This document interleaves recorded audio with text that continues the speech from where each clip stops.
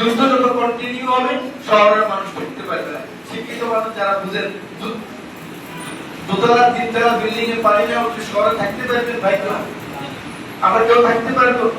তখন দেখবেন ওই ৭১ যুদ্ধের মতো সব গ্রামে দৌড় দিতে হবে। আমি আগে বলতেছি, আমাদের এমপি সাহেবরা আগে বলবে না, আমি আগে বলে দিলাম। এই যুদ্ধ যদি ২ মাস ৩ মাস ৬ মাস কন্টিনিউ করে সরকার হয়ে যাবো আমরা। এখন আমাদের দেখেন ফিলিস্তিনি মুসলমানদের, গাজার মুসলমানদেরকে কিভাবে মেরে দিল, বাচ্চা বাচ্চা ছেলেদেরকে দেখছেন? দেখতে পাচ্ছেন? দেখাও তো যায় না। মুরগির বাচ্চার মতো মড়ক লাগিয়ে দিয়ে মুরগি এভাবে মেরে ফেলছে না। আওয়াজ দিচ্ছে তো বলেন, মুসলমান আওয়াজ দিচ্ছে বলেন না ভাই, ন্যায় কথা বলেন, হকের কথা বলেন, মসজিদের মধ্যে আছেন বলেন। ইরানের যুদ্ধ কি আপনারা লাগাইছি ভাই? বাংলাদেশের মানুষ লাগাইছি? কষ্ট তো আমরা পাইছি। আমি সরকারের মন্ত্রী পরিষদের সদস্য, আমার ট্রান্সপারেন্ট থাকবো আমার জনগণের কাছে। যুদ্ধ তো আমরা লাগাইছি নাকি আমরা ভাই? তাহলে তেলের দাম বাড়ে গেছে, তেলের দামের সাথে সব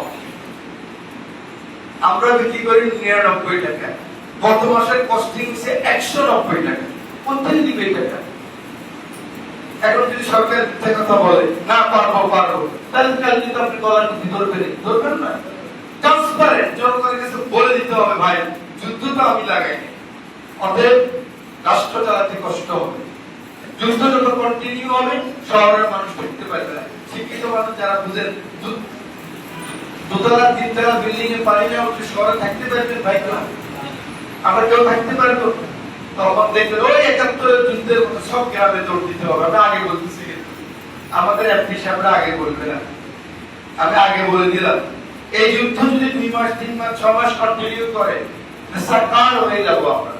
অতএব সকলে আমাদেরকে যে আমরা প্যানিক সৃষ্টি করে তেল নিয়ে যাই। আপনাদের পেট্রোল পাম্পে জিজ্ঞাসা করেন, আপনি এখন গিয়ে যা তেল কত ১ বছর আগে তো ডেইলি এখনো তা, কিন্তু তাহলে সব কেন এত বড় লাইন কেন? দেখেন আমরা নিজেরাই প্যানিক তৈরি করি। আরে ভাই যুদ্ধ থাকলে আপনি ১০ টাকার বেশি নিলে কি লাভ হবে নাকি ভাই? হবে, লাভ হবে। দেখেন আমরা আমাদের নিজেদের ক্ষতি করি। বরং আমরা কম খরচ করি, কম লাইট জ্বালাই, আমরা অর্ধেক জ্বালাই। আমাদের মাননীয় প্রধানমন্ত্রী জাতীয় সংসদে ভাই বহু বছর থেকে আছে, ২৭ বছর আল্লাহ রাখছে, ৩৩-৩৪ বছর বয়সে এমপিওসি ভাই। সিএসপি আব্দুল চৌধুরীর নাম শুনছেন? আসম আব্দুল নাম শুনছেন? মেজর বন্ধন সাহেবের নাম শুনছেন? তিনিও আমার বাবার বন্ধু। যখন আমি এমপিওসি ভাই প্রথম আমার ৪৪ কেজি ওজন, বুঝলেন ২৭ বছর আগে, এতটুকু মানে মুখের অর্ধেক ছিল, আল্লাহ বানাইছে। ৬ মাস বেরোত ছিলাম এমপি হওয়ার পর।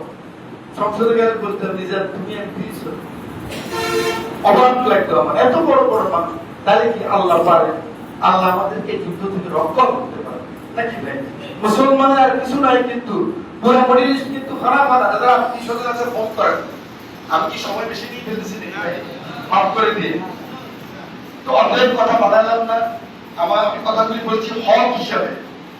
আমি ২ মিনিট বক্তৃতা দেওয়ার মানুষ, কিন্তু বললাম এই কারণে হক এটা কি আমি জাতীয় সংসদের এমপি হিসাবে, হুইপ হিসাবে সারা বাংলাদেশের মানুষকে এই কথা বলা দরকার যে ভাইরা আমরা বিপদে পড়ছি, নাসরুম মিনাল্লাহি ওয়া ফাতহুন।